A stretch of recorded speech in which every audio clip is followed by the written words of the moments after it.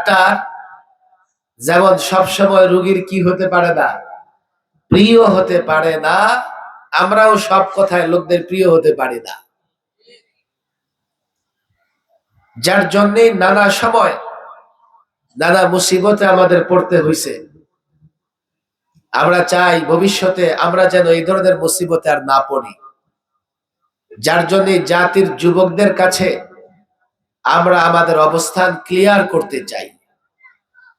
জাতির মুরব্বীদের কাছে আমরা আমাদের কথাগুলো স্পষ্ট বলতে চাই। আপনারা আবার মনে করেন না যে আমি শেষ পর্যন্ত ভোট চাইতে আসছি, যে ভোট চাবো, আপনারা ভোট দিবেন, আমি এমপি হব।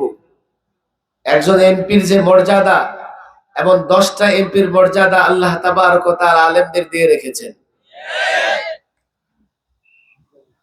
আর ভোট ফোট দিয়ে কতটা ইসলাম হবে এটা সচেতন মানুষ ভালোই জানে। ভোটের জন্য এই কথাগুলো বলছি এমন না। ভোট আপনারা ওলামাদের নির্দেশনা অনুযায়ী দেবেন। মঞ্চ থেকে কোনো স্লোগান হবে না, ঠিক আছে? মাইক বন্ধ, এখান থেকে কোনো স্লোগান হবে না।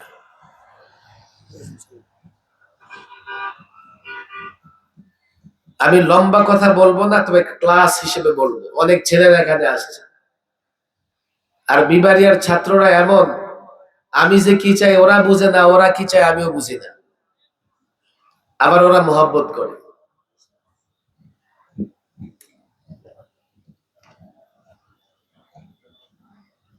তোমরা মোহাব্বত করো, আবার অন্য দিক থেকে আমার উপর মুসিবত আসে।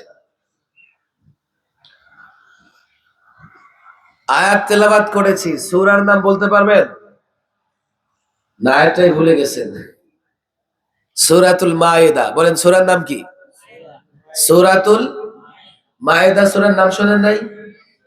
ছাত্ররা তো নিঃসন্দেহে শুনছে, মুরব্বীদেরও বলতে হবে আমার সাথে, নাহলে পরে বলবেন সাগত সাহেব কি বলে গেছে উল্টা পাল্টা। এখনো দেখি ওনাদের জেদ মেটে নাই, এত জেল খাটছে, এত রিমান্ডে থাকছে। এই বিবারিয়ার সব মানুষই যে আমার মহব্বত করে, যতজন মহব্বত করে তার চাইতে বেশি আছে টেডা নিয়ে দাঁড়ায়া। সূরার নাম সূরাতুল মায়েদা। সূরার নাম কি?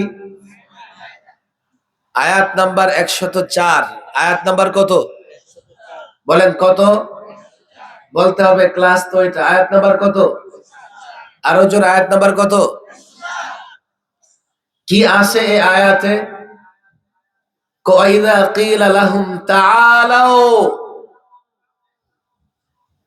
যখন তাদেরকে বলা হতো আসো। কাদেরকে? ওই মক্কার কুরাইশ, মুশরিক, কাফের, বেঈমানদের যখন বলা হতো তাআলাউ, আসো আসো, ইলা মা আনজালাল্লাহ, কোন দিকে আসো? আল্লাহ যা অবতীর্ণ করেছেন সেদিকে আসো, কোরআনের দিকে আসো। ওয়া ইলার রাসূল, রাসূলের দিকে আসো। মুহাম্মদ সাল্লাল্লাহু আলাইহি ওয়াসাল্লাম যখন মুশরিকদের, কাফিরদের ডাকতেন, তারা সবাই কি ডাকে সাড়া দিয়েছে? বলেন সাড়া দিয়েছিল সবাই? মুষ্টিমে কিছু সাহাবিয়াতের মর্যাদা অর্জন করেছেন, অধিকাংশই রাসূলুল্লাহর ডাকে সাড়া দেয় নাই। তবে তারা একটা জবাব দিয়েছে। অলু, তারা বলেছে হাসবুনা মা ওয়াজাদনা আলাইহি আবাআনা, আমাদের জন্য যথেষ্ট ওই পথ যেই পথে আমাদের বাপদাদারা চলেছে, সুতরাং আমাদের জন্য কোরআন কিংবা রাসূল দরকার নাই। তারা জবাব দিয়েছে তাদের জন্য তাদের পূর্বপুরুষ বাপ দাদাদের পথই যথেষ্ট। তাদের এই উত্তরটা সঠিক না বেঠিক? পছন্দের না অপছন্দের? আল্লাহ তাবারক ওয়া তাআলা তাদের উত্তরটাকে এখানে সমালোচনার ভঙ্গিতে উপস্থাপন করেছে। যখন তারা বলেছে যে আমরা আমাদের বাপ দাদাদের অনুসরণ করব, এখানে একটা মজার ব্যাপার হলো, হযরত ইউসুফ আলাইহিস সালাম, কোরআনে এই আয়াত এসেছে সূরা ইউসুফে, তিনি বলছেন ওয়াত্তাবা'তু মিল্লাতা আবাই ইব্রাহিম ওয়া ইসহাক ওয়া ইয়াকুব, আমি আমার বাপ দাদাদের অনুসরণ করেছি। বাপ দাদাকে ইব্রাহিম, ইসহাক, ইয়াকুব। কথা দুরকম হলো। মুশরিক কাফেররা যখন বলছে তারা তাদের বাপ দাদাদের অনুসরণ করবে, সেটা সঠিক হয় নাই, সেটা সমালোচিত হয়েছে।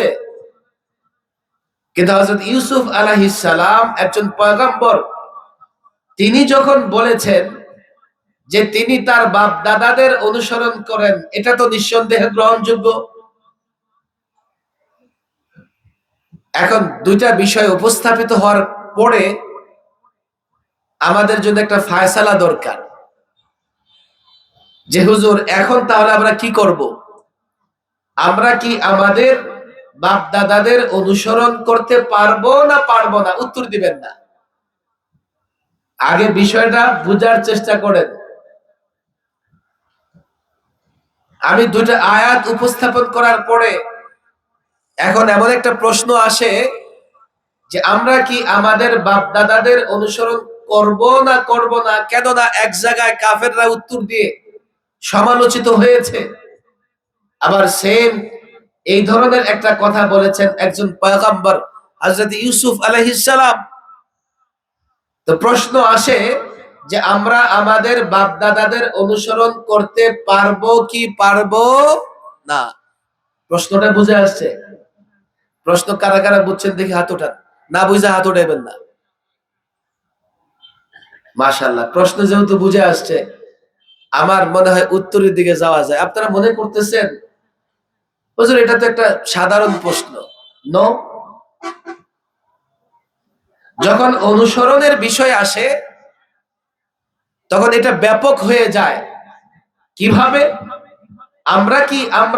আমরা কি শুধুমাত্র আমাদের বাপ দাদাদের অনুসরণ করি না অন্যদেরও করি? আমরা পীরের অনুসরণ করি কি করি না? আপনাদের কষ্ট হইতেছে? আওয়াজ করেন, পীরের অনুসরণ করি কি করি না? বলেন সবাই, করি কি করি না? আমরা আলেমের অনুসরণ করি কি করি না? আরো জোরে, করি কি করি না? আমরা নেতার অনুসরণ করি না?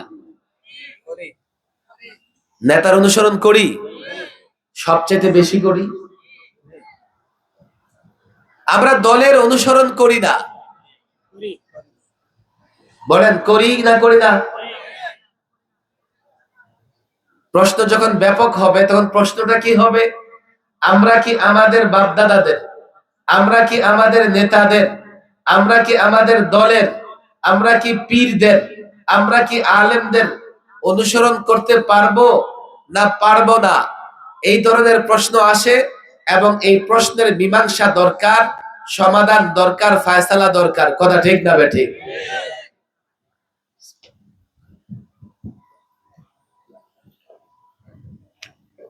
আল্লাহ,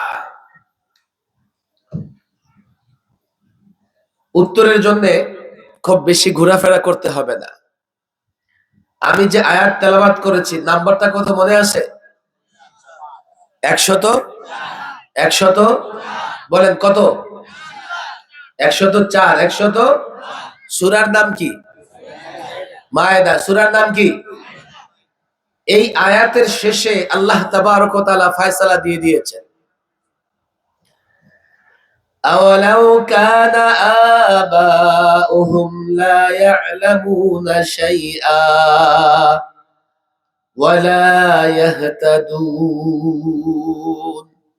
আরে এই কাফের মুশরিকরা যে বলে তারা তাদের বাপ দাদাদের অনুসরণ করবে, আচ্ছা তাদের বাপ দাদারা যদি কিছুই না জানে, তাদের বাপ দাদাদের যদি এলেম না থাকে এবং তাদের বাপ দাদারা যদি হেদায়েতের উপর না থাকে, তারপরেও কি তারা তাদের বাপ দাদাদের অনুসরণ করবে? খেয়াল করেন, কাফের কাফের মুশরিকরা যে বলতেছে তারা তাদের বাপ দাদাদের অনুসরণ করবে, আচ্ছা তাদের বাপ দাদাদের যদি এলেম না থাকে, লা ইয়ালামুনা শাইআ ওয়ালা ইয়াহতাদুন, এলেমও নাই হেদায়েতও নাই। হেদায়েত কি জিনিস? এলেম অনুযায়ী, কোরআন সুন্নাহর এলেম অনুযায়ী চলা, এটা হচ্ছে হেদায়েত। প্রথমত কোরআন সুন্নাহর এলেম লাগবে, দ্বিতীয়ত সেই এলেম অনুযায়ী চলতে হবে। তাদের বাপদাদাদের আসমানি কিতাবের এলেম নাই, তাদের বাপদাদারা হেদায়েতের উপরে না থাকলেও কি তারা তাদের বাপদাদাদের অনুসরণ করবে? এবার আপনি আসেন, হযরত ইউসুফ আলাইহিস সালাম যে বলেছেন যে আমি আমার বাপদাদাদের অনুসরণ করেছি, হযরত ইউসুফ আলাইহিস সালামের বাবার নাম কি? বলতে হবে, সবাই বলতে হবে, কি নাম? কি নাম? নবী ছিলেন, কথা ঠিক না ঠিক? নবী সময়ের সবচেয়ে বড় আলেম হয়ে থাকেন, আর নবী শুধুমাত্র হেদায়েতের উপরে নয়, লোকদেরকে হেদায়েতের পথে ডাকার জন্য প্রেরিত হয়ে থাকেন। হযরত ইয়াকুবের বাবার নাম কি? বলেন কি নাম? নবী ছিলেন, নবী নিঃসন্দেহে আলেম হয়ে থাকেন, নবী হেদায়েতের উপরে নিঃসন্দেহে থাকেন। হযরত ইসহাকের বাবার নাম কি? বলেন বলেন। নবী পয়গম্বর নিঃসন্দেহে। হযরত ইউসুফ যখন বলেছেন আমি আমার বাপ দাদাদের অনুসরণ করি, খেয়াল করে দেখেন, হযরত ইউসুফ যখন বলেছেন আমি আমার বাপ দাদাদের অনুসরণ করি, তো ওই আয়াতের মূলনীতির আলোকে আপনারা বুঝে গেছেন কেন কেন তিনি তার বাপ দাদাদের অনুসরণ করেন। ওনার বাপ দাদাদের এলেম ছিল, ওনার বাপ দাদারা হেদায়েতের উপরে ছিলেন, এজন্যই তো তিনি বলেছেন আমি আমার বাপ দাদাদের অনুসরণ করি। কাফের মুশরিকদের কথা গ্রহণযোগ্য নয় কেন? কাফের মুশরিকরা নিজেরা মূর্তি পূজক ছিল, তাদের বাপ দাদারা মুশরিক ছিল, তাদের বাপ দাদারা কাফের ছিল, সেজন্য তারা যখন বলেছে আমরা আমাদের বাপ দাদাদের অনুসরণ করি, এই কথা গ্রহণযোগ্য নয়। সমাধান আমরা পেয়ে গেছি। কেউ যদি মনে করে এই কথা, আমি বলছি যে ফ্যান ঠিক করতে হবে, স্টেজে কেউ উঠবেও না, নামবেও না।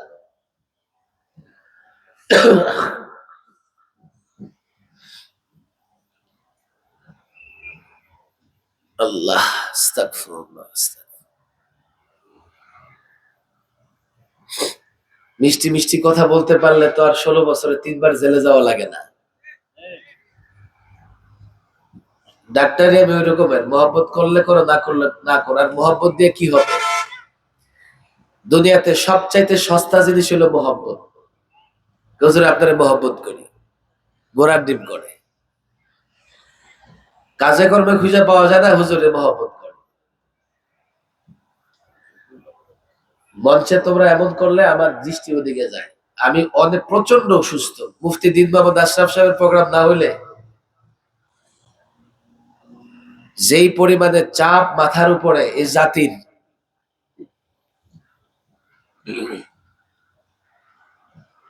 এখন এখানে কথা বলে যাব তোমরা বুঝতেছো না, এখান থেকে আবার নতুন করে কিছু দুশ্মন তৈরি হবে। তোমরা যারা মহব্বত করো তোমাদের খুঁজে পাওয়া যাবে না, দুশ্মনরা ঠিকই দুশ্মনী করবে, কিন্তু মহব্বতকারদের ওনাদের খুঁজে পাওয়া যাবে না। এত সস্তা মহব্বত দুনিয়াতে। আমার কথা বুঝবার চেষ্টা করেন। পয়গম্বর বাপ দাদাদের অনুসরণ করেছেন কেন? ওনার বাপ দাদাদের এলেম ছিল, ওনারা হেদায়েতের উপরে ছিলেন। কাফির মুশরিকদের বাপ দাদাদের আসমানি কিতাবের এলেম ছিল না, তারা হেদায়েতের উপর ছিল না, তারা মূর্তি পূজা করত, পাথরের পূজা করত। ফায়সালা কি হয়ে গেল? সমাধানটা কি হবে? সমাধান হবে তুমি মুসলমান, তুমি যুবক, তুমি মুরব্বী, মাদ্রাসার ছাত্র, তুমি যদি তোমার বাপদাদাদের অনুসরণ করতে চাও, তখন তুমি দেখো তোমার বাপদাদাদের এলেম আছে কিনা, তারা হেদায়েতের পথে আছে কিনা। নেতার অনুসরণ করতে চাও, আগে নেতাকে মেপে জুপে দেখো নেতার হেদায়েত আছে কিনা, নেতার ভেতরে কোরআন সুন্নাহর ইলম আছে কিনা। দলের অনুসরণ করতে চাও, আগে দেখো দল হেদায়েতের উপর আছে কিনা, এবং এই দল হেদায়েতের উপরে আহ্বান করে কিনা, এই দল কোরআন সুন্নাহ মানে কিনা। পীরের অনুসরণ করতে চাও, আজকে লেবাসদারি ভণ্ড নষ্ট পীর হয়ে গেছে, যারা বাজারে দিয়া যুবকদের গাঁজা খাওয়ায়া যুবকদের বেহুশ করে ফেলে। পীরের অনুসরণ করবা, আগে দেখো পীরের ভেতরে এলেম আছে কিনা। আজকাল এমন হয়েছে পীরের পোলা পীর, মৌলবীর পোলা মৌলবী, বোমা মারলে আরবি অক্ষর বের হবে না। এই জাতির যুবকেরা তারও মুরিদ হইয়া পেছনে দৌড়াইতে থাকে। আলেমের অনুসরণ করবা, শোনো শোনো, ডাক্তারি পোশাক আমি সাখাওয়াত পড়লেই আমি ডাক্তার হয়ে যাব না, আইনজীবীর পোশাক আমি পড়লেই আইনজীবী হয়ে যাব না, মৌলবীর পোশাক পড়লেই কেউ মৌলবী হয়ে যায় না। আজকে মৌলবীর নামে দরবারিও আছে, আজকে মৌলবীর নামে দালালও আছে। তালাশ করে দেখো দুটা জিনিস, প্রথমত এই মৌলবীর এলেম আছে কিনা, দুই এই মৌলবী হেদায়েতের উপর আছে কিনা। যদি এলেম থাকে, হেদায়েতের উপরে থাকে, তার অনুসরণ করা যাবে। আর না হলে অন্য কারো অনুসরণ করার আগে চিন্তা করো, তার এলেম না থাকলে, তার হেদায়েত না থাকলে তার অনুসরণ করা যাবে না। আফসোস, যুবকরা তো মাহফিলে আসে আমাদের, এই যুবকরা আমাদের চাইতেও তাদের নেতাদের বেশি মহব্বত করে। বলবে হুজুর আপনার তো মতলব খারাপ, শেষ পর্যন্ত আপনি কোন দিকে যান, আমি অন্য কোন দিকে যাব না। ভোটও দিতে হবে না, আমার নামে স্লোগানও দিতে হবে না, আমার নেতৃত্ব মানতে হবে না। কথাগুলো শেষ পর্যন্ত শোনো। এখন হুজুর আপনি যে বলছেন দল এবং নেতার কথা, আমরা আমাদের দল এবং নেতাদের না মানলে কাদেরকে মানবো? এখানে আমাদের মাদারিসা কওমিয়ার ছাত্রদের একটা ব্যর্থতা আছে, মাদারিসা কওমিয়ার উস্তাদদের এখানে একটা ব্যর্থতা আছে, আমি সমালোচনাই করি।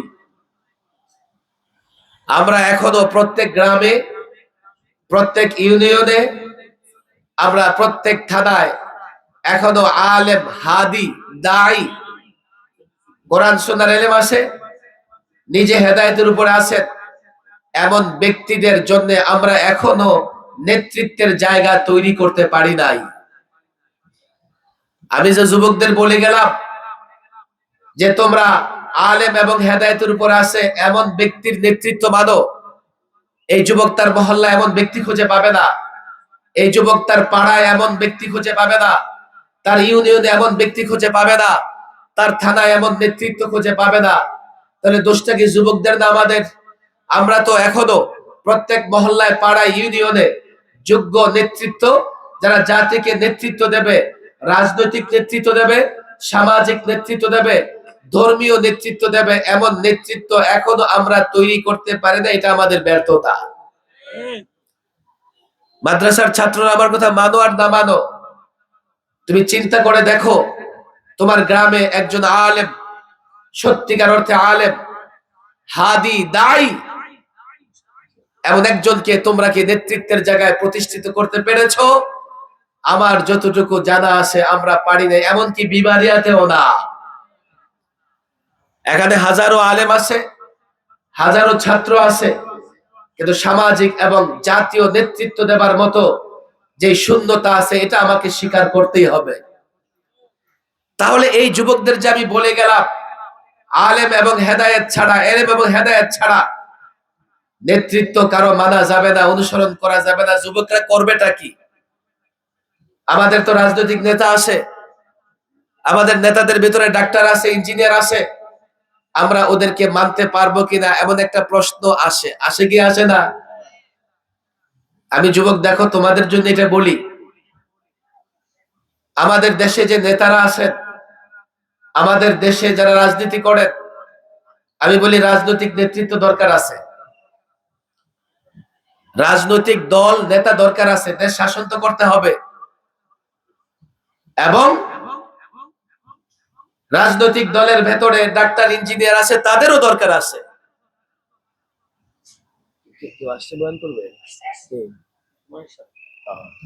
ঠিক আছে, একটা প্রশ্নের উত্তর দিয়ে ফেলছি, দ্বিতীয় প্রশ্নের উত্তর দিলে আমার আলোচনা শেষ। এখন আমরা প্রচলিত নেতাদের অনুসরণ করব কি করব না? হুজুর আপনি তো ফতোয়া দিয়ে দিলেন একটা, এখন আবার সামনে নির্বাচনও আসতেছে, আমরা প্রচলিত নেতাদের অনুসরণ করতে পারবো কিনা? কেন প্রশ্ন আসবে? যেহেতু বাংলাদেশে অধিকাংশ নেতাই কোরআন সুন্নাহর এলেমও রাখে না এবং নিজেরা সেইভাবে হেদায়েতের পথে চলে না। এক্ষেত্রে একটা কথা মনে রাখবেন, যেই কথার উপরে শুধু আমি নই, বাংলাদেশের প্রত্যেকটা রাজনৈতিক দল একমত। সেই কথাটা কি? প্রত্যেকটা রাজনৈতিক দল তার বক্তৃতায়, তার নির্বাচনী ইশতেহারে একটা কথা বলে। সেটা কি? যে আমার দল ক্ষমতায় গেলে কোরআন সুন্নাহর সঙ্গে সাংঘর্ষিক কিছুই করবে না। বলে কি বলে না? কিন্তু সমস্যা কোন জায়গায় জানেন? যখন তারা কোরআন সুন্নাহর সঙ্গে সাংঘর্ষিক কিছু করে আর আলেমরা প্রতিবাদ করে, তখন তারা বলে না না না না, কোরআন সুন্নাহর সঙ্গে সাংঘর্ষিক না। আলেম বলতেছে সাংঘর্ষিক। আমি 11তে যখন সরকারি মেহমান হই, 2011তে, আমার পুলিশ অফিসার বলতেছে, হুজুর আপনারা খামাখা আন্দোলন করেন, আর এই যেমন জেলে আসছেন, কেমন কেমন লাগতেছে বলেন দেখি। আমি বললাম খামাখা মানে? সরকার এমন এক নারী নীতিমালা বানাইছে যেখানে 30-32টা ধারা কোরআন সুন্নাহর সঙ্গে সাংঘর্ষিক। হুজুর কোরআন সুন্নাহ শুধু আপনারাই বুঝেন, প্রাইম মিনিস্টার বুঝে না। সে বলে, কেননা এর আগের দিন প্রধানমন্ত্রী লাখো মানুষের জনসভায় বলতেছে যে না, নারী নীতিমালায় কোরআন সুন্নাহ বিরোধী কিছু নাই। আর আমরা যখন বলতেছি আছে, তখন এই পুলিশ অফিসারের প্রশ্ন, যেখানে আপনারাই কোরআন সুন্নাহ বুঝেন, উনি প্রাইম মিনিস্টার রাষ্ট্রের, উনি বুঝে না? তা আমি তারা বললাম, না, উনি অনেক কিছুই বুঝে, উনি ডাক্তারিও বুঝে, উনি ইঞ্জিনিয়ারিং ও বুঝে। এখন তার মাথায় ঢুকছে, সাগর সাহেব বলতেছে কি? না না হুজুর, উনি ডাক্তার না, উনি ইঞ্জিনিয়ারও না। আমি বললাম না, উনি তো ব্যারিস্টারিও বুঝে। না হুজুর, এটা পড়ে নাই, উনি বাংলা সাবজেক্টে পড়াশোনা করছে। ডাক্তারি পড়ে নাই, এই জন্য ডাক্তারি বুঝে না। ইঞ্জিনিয়ারিং পড়ে নাই, এই জন্য ইঞ্জিনিয়ারিং বুঝে না। ব্যারিস্টারি পড়ে নাই, এই জন্য ব্যারিস্টারি বুঝে না। তো সে তো কোরআন সুন্নাহ পড়ে নাই, কোরআন সুন্নাহ বুঝবে কেমনে? আবার দেশের শিক্ষিত মানুষ, নেতারা, তারা মনে করে যে বড় চেয়ারে বসে গেলে তারা কোরআন সুন্নাহ বুঝে গেছে। ঢাকার দক্ষিণের মেয়র জঘন্য ভাষায় আলেমদের সমালোচনা করেছে এক বক্তৃতায়। আমি জুমার মসজিদে বসে আমি মুসল্লিদের বললাম যে আমি বড় ব্যারিস্টার। মুসল্লিরা বলে, 1.5 যুগ ধরে আপনার ওয়াজ শুনতেছি, কোনোদিন তো জানলাম না আপনি ব্যারিস্টার। আজকে হঠাৎ করে ব্যারিস্টার কেমনে হয়ে গেলেন? বড় বড় চোখ করে আমার দিকে তাকায় আসে। আমি বললাম, কেন? গতকাল আপনাদের মেয়র কি বক্তৃতা করছে শোনেন নাই? কি বক্তৃতা করছে? মেয়র বক্তৃতার মঞ্চে দাঁড়ায় বলতেছে, আলেমদের সমালোচনা করে যে আমিও আলেম, সেও আলেম। কেন? আমিও আলিফ বা তা সা জানি। আমি মুসল্লিদের বললাম, আমিও ব্যারিস্টার, কেননা আমিও ABCD জানি। সে যদি আলিফ বা তা সা জেনে আলেম হতে পারে, আমি ABC শেষ পর্যন্ত জানি, আমি কেন ব্যারিস্টার হতে পারবো না? এই যে যুবকদের সমস্যা, নেতাদের সমস্যা। আজকে বড় চেয়ারে বসে গেলাম, কালকে আমি MP মন্ত্রী হয়ে গেলাম, আমি মনে করতে থাকবো মৌলবীরা বুঝে না, আমি ইসলাম বুঝি। তখন তারা যখন এমন কোন কাজ করে, যে কাজ আমরা কোরআন সুন্নাহ বিরোধী মনে করি, আমাদের কথা শুনতে চায় না। কারণ তাদের মাথায় ভূত ঢুকেছে, তারা মনে করে তারাও ইসলাম বুঝে। আমি যুবকদের বলি, এই যে মুরব্বীদের বলি, আপনার দল, আপনার রাজনৈতিক নেতা, আমি তাকে যথাযথ মর্যাদা দেই। কিন্তু এই জায়গায় আসতে হবে, আপনাকে এই জায়গায় আসতে হবে। নেতা ডাক্তার হলে ডাক্তারি বিষয়ে তার কথা গ্রহণযোগ্য, নেতা যদি রাজনৈতিক ব্যক্তিত্ব হয়, প্রচলিত রাজনৈতিক বিষয়ে তার কথা ধর্তব্য, আমি সেখানে বাধা দেব না। কিন্তু মনে রাখবেন ওই নেতা, ওই দল যদি কোরআন সুন্নাহয় পারদর্শী না হয়, বুঝবার চেষ্টা করেন, তাহলে তাকে অনুসরণ করলে কাফেররা উত্তর দিয়ে সমালোচিত হয়েছে। এই যুগেও যারা ওই এলেমহীন নেতা, আমি বলি না সে ডাক্তার ইঞ্জিনিয়ার হলে আপনি তার কাছে বাড়ি বানাবেন না, ডাক্তারি পেশায় থাকলে আপনি রুগী দেখবেন না। ইসলাম নিয়ে কথা বলার প্রয়োজন হলে আলেমরা বলবে, ইসলাম নিয়ে বক্তৃতা দেওয়ার প্রয়োজন হলে আলেমরা দেবে। কোন নেতার এই অধিকার নাই, কোন এমপি মন্ত্রীর অধিকার নাই, প্রধানমন্ত্রীর এই অধিকার নাই, প্রধানমন্ত্রীর এখতিয়ার নাই। কোরআন সুন্নাহর বিষয়ে সে কথা বলবে, যদি কথা বলে তাহলে তার অনুসরণ করা যাবে না, তার দলও করা যাবে না। দুটা উত্তর আমি দিয়ে দিয়েছি। অসুস্থ মানুষ, এক, সার্বিক অনুসরণ করবেন ওই ব্যক্তির যার ভেতরে কোরআন সুন্নাহর জ্ঞান থাকবে, নিজে হেদায়েতের উপর থাকবে। আর নেতা কিংবা দলের ততক্ষণ অনুসরণ হবে যতক্ষণ নেতা এবং দল ইসলামের গণ্ডির ভেতরে থাকবে। আপনি দেখেন না কি হয়েছে, নেতা গিয়া পূজা মণ্ডপে খাড়ায় শুভেচ্ছা জানাইছে, আহা আফসোস। ইসলামের নামে রাজনীতি করেন আর গণতন্ত্রের নামে রাজনীতি করেন। যদি মুসলমান হন বুঝার চেষ্টা করবেন, কোন মুসলমান জেনে বুঝে কোন মূর্তি পূজায় শুভেচ্ছা জানাতে পারে না।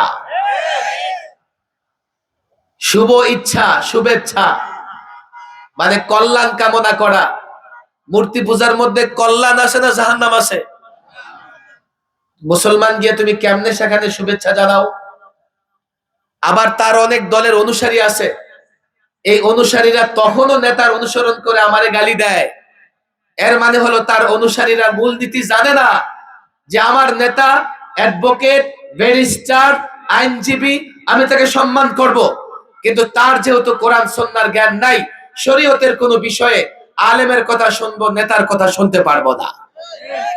মনে থাকবে তো নাকি? আপনাদের কষ্ট হইতেছে? কয়টা প্রশ্নের উত্তর দিছি বলেন? সার্বিক অনুসরণ করবেন ওই ব্যক্তির যার কোরআন সুন্নাহর ইলম আছে এবং নিজে হেদায়েতের উপরে আছে। এর বাইরে কারো যদি অনুসরণ করেন, তার সাবজেক্ট যেটা, সেই সাবজেক্ট আপনি তার কথা শুনতে পারবেন, কিন্তু শরীয়ত কিংবা ইসলামের বেলায় কথা শুনতে হবে শরীয়ত এবং ইসলামে পারদর্শী আলেমদের কথা। ঠিক না বেঠিক? বাস এতটুকুই কথা বললাম। আল্লাহ তাবারক ওয়া তাআলা এই মজলিসকে, আমাদের অনেক আলোচক আছেন এখানে, আমাদের মাওলানা মনির সাহেব আসছেন ঢাকা থেকে, অলিপুরি সাহেব হুজুর এখানে আসছেন। এই মাদ্রাসাটা যাতে সুন্দর হয় আপনারা সহযোগিতা করবেন তো ইনশাআল্লাহ?